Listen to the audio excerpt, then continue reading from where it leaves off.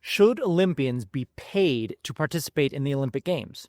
I think it's an obvious answer of yes, they should. That is the moral and ethical standard of the 21st century. However, I'm not an executive in the Olympic movement.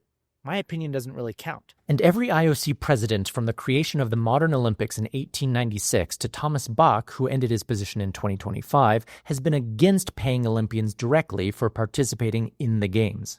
However, now that President Kirsty Coventry has become the new president of the IOC and she has solicited opinions from Olympians like myself and others, now's a good opportunity to express your own concern. And I actually collected survey data on this topic. In 2022 at the Beijing Olympics, when asking my fellow Olympians, a super majority of them, 71%, said they wanted to be paid directly by the IOC.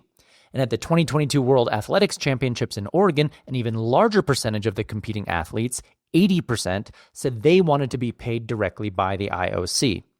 And FYI, if the IOC used a revenue-sharing model that split the revenue half and half between the organization and the athletes, akin to what the NBA, NFL, or MLB does, then each Olympian could take home over $250,000. Perhaps the most outspoken executive on this matter has been Sarah Hirshland, the CEO of the U.S. Olympic and Paralympic Committee.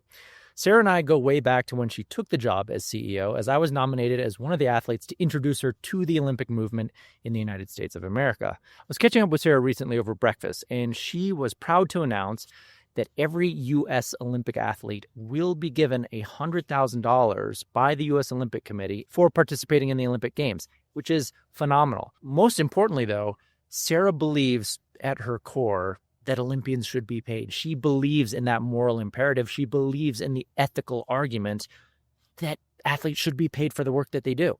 But what do you think? Should Olympians be paid for their role in making the Olympic Games possible? Drop a comment or follow for more, because I don't think this is the end of this issue.